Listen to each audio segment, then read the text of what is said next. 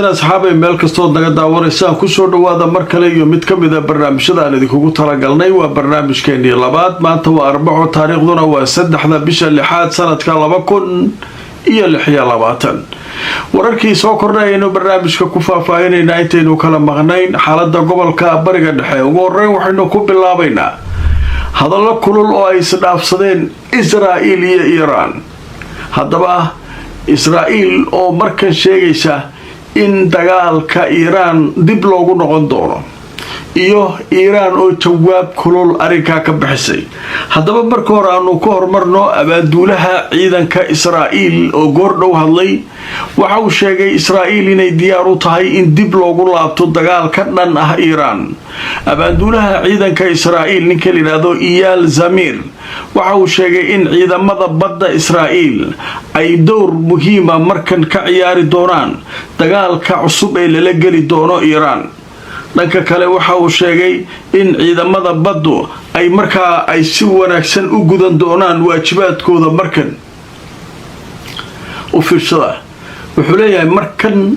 waxaynu dagaalka xoog saari doonaa ciidamada badda ciidanka badda ayaanu markan Iiraan xoog dhinaca badda ka soo weerari doonaa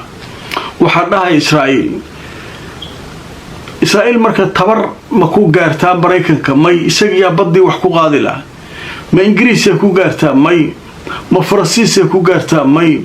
maxay tahay marka badan la sheegay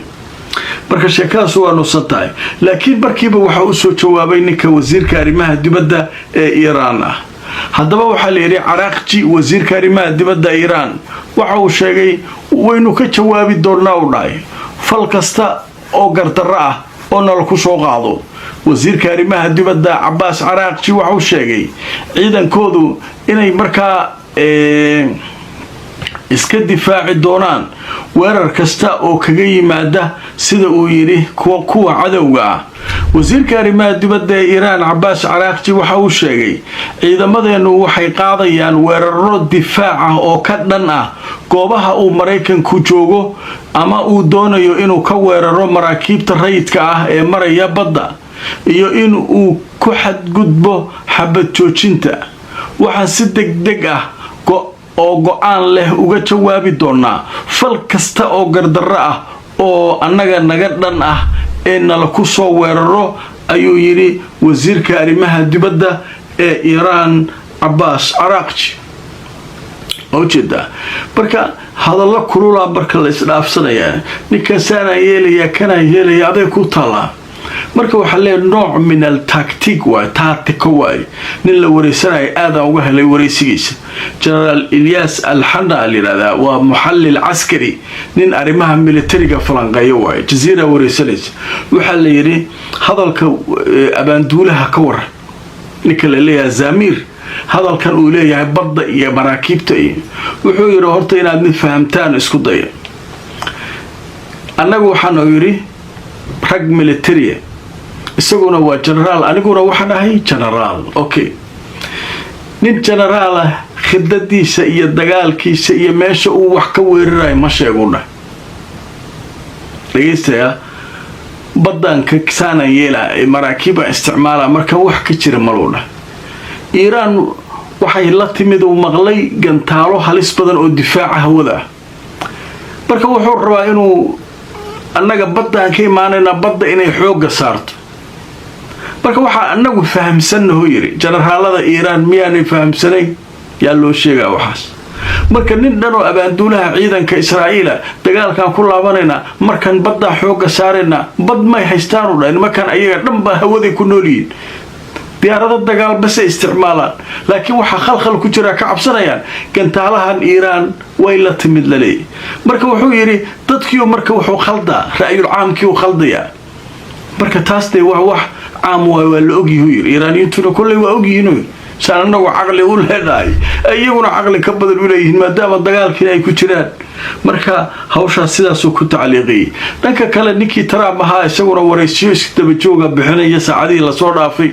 wuxuu ka hadlay arinta Netanyahu inuu sheegay inuu qof waalan oo kale yahay oo maaragtay wuxuu rabo iska samaynayo. dhanka kale wuxuu ka hadlay haddana ninka Trump leeyahay aayatullaahiga mujtaba xataa waa la kulmaya uu leeyahay Iiraan wada hadallaan noo socdo uu leeyahay weydiiduu leeyahay hub nuclear inay samaysato wax alla wuxuu rabo iska sheegay. mararka qaar waa yaabaysaa ninka wuxuu ku hadlay warkuu shala sheegay midka maanta sheega ka hor imanaya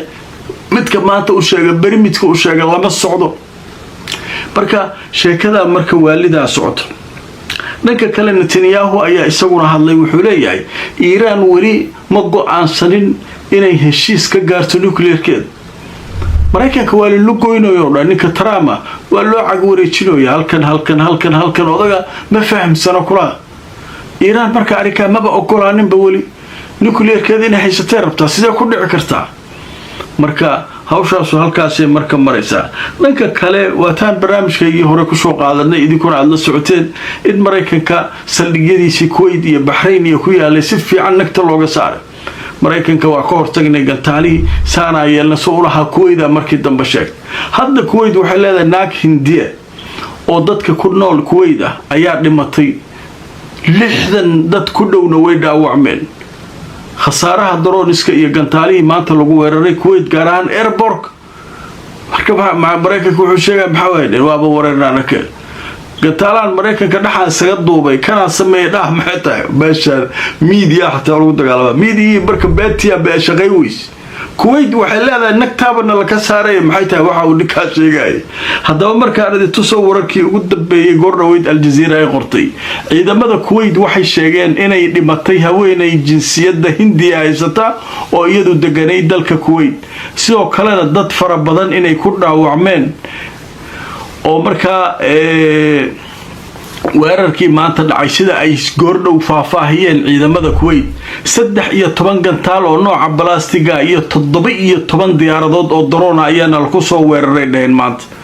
marka khasaaraha dhashay 5 mar ayaa maanta difaaca hawada uu difaac galay oo Syria digniinta Kuwait laga maqlay meel kasta qayladaas laga maqlay oo maartay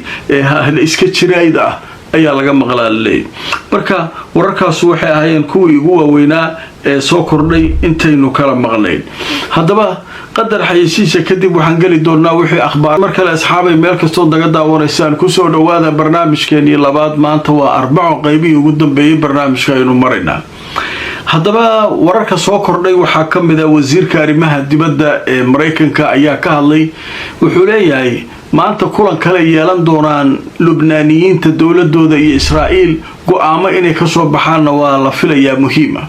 shirkii ka socday wasaaradda arrimaha dibadda ee Maraykanka oraadi ugu sheegay shirkaas Hezbollah ma ogola waa aqaan sida loo qabanayo taas marka mushkiladeeda leedahay. marka asagu rajo ka muujinay wuxuu leeyahay go'aamaha soo bixi doona. midda kale Hezbollah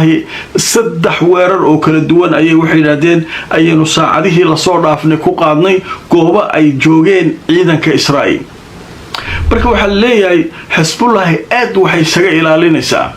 dadka shacabka ah meelaha ay joogaan Yahuudda inay weerarto. iyagu waxay target ka dhiganayaan oo bartilmaameed ka dhiganayaan bas saldhigyada iyo ciidanka Yahuudda bas ay qaramsanayaan.